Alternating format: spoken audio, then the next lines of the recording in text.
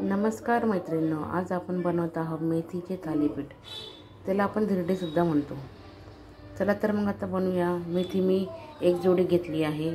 ती स्वच्छ धुवून आणि बारीक चिरून घेतली आहे. त्यासाठी लागणारे साहित्य: लसूण, अर्धी वाटी लसूण घेतला आहे. लसणाने खूप छान चव येते. आणि लसूण मी हा किसून घेतला आहे. तुम्ही दळून नका घेऊ, कारण की दळल्याने चव जास्त लागत नाही. दाताखाली आला की छान चव लागते, त्यामुळे किसूनच घ्या. त्यासाठी अर्धा चमचा जिरं, अर्धा चमचा ओवा, वाटीभर कोथिंबीर, अर्धी वाटी रवा, 1.5 वाटी बेसन आणि लागणारं लाल मिरची, हळद. चला तर मग आता बनवूया. अर्धा चम्मच हळद, 1 चमचा मिरची पावडर, अजून 1 चमचा मिरची पावडर टाकूया. 1 चमचा धनिया पावडर,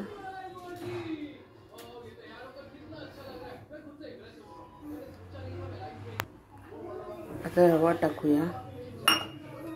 त्यानंतर टाकूया बेसन. आता टाकूया लसूण, बारीक चिरलेली कोथिंबीर. कोथिंबीरने अजून छान चव येते. एकदा नक्की ट्राय करा. कोणी टाकत नाही हिरव्या भाज्यांमध्ये कोथिंबीर, पण आपण जेव्हा धिरडे थालीपीठ करतो तेव्हा आवर्जून टाका. एकदा नक्की ट्राय करा. आणि जिरा, ओवा. आता चवीनुसार मीठ टाकूया. आवडीनुसार तुम्ही तिखट कमी जास्त सुद्धा करू शकता. तुम्ही हिरवी मिरची पण दळू शकता. चला तर मग आता पाणी टाकूया. यामध्ये मी गव्हाचं पीठ पण ॲड केलं आहे. 1 वाटी किंवा 1.5 वाटी पण तुम्ही टाकू शकता. त्यात मी अजून ज्वारीचं 1 वाटी पीठसुद्धा टाकलं आहे. तुम्ही पण ॲड करा त्यात. हळूहळू मिश्रण एकत्र करून घ्या. हे बघा, एकत्र केल्यानंतर असंच टेक्स्चर ठेवा. चला आता करून बघूया. तवा तापायला ठेवा.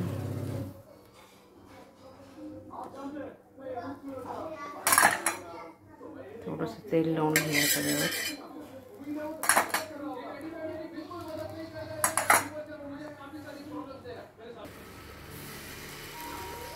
हे बघा, अशी जाडसर मेथी ठेवायची. मोठे कापायचे अशी. त्यात दांड्या पण येतात आणि पौष्टिक लागतो खूप छान. आपल्या आवडीनुसार आकार देऊन छोटे मोठे करावे.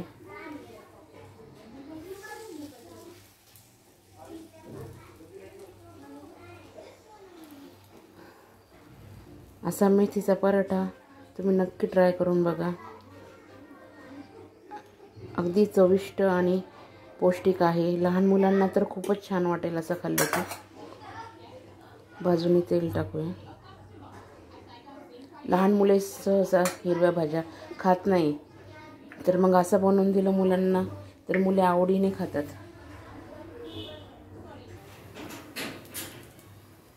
अजून 5 मिनिटं होऊन देऊया.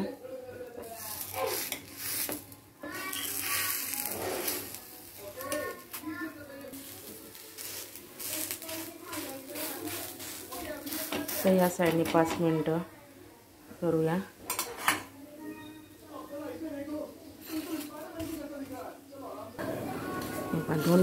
दोन्ही साईडने असं छान बनवून घ्या.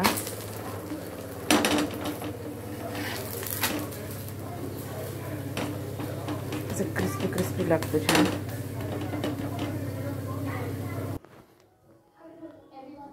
बघा किती सुंदर कलर आहे. आता हे तुम्ही मेयोनीज सोबत, टोमॅटो केचप सोबत सुद्धा खाऊ शकता. आवडीनुसार मेयोनीज किंवा केचप बरोबर तुम्ही खाऊ शकता. साईडला काकडी वगैरे. मुलांचा हा पौष्टिक आहार होऊन जातो. तुम्ही टिफिनसाठी पण देऊ शकता. माझी रेसिपी आवडल्यास लाईक, सबस्क्राईब करा आणि दुसऱ्यांना शेअर करा आणि आनंदाने खात राहा. थँक्यू.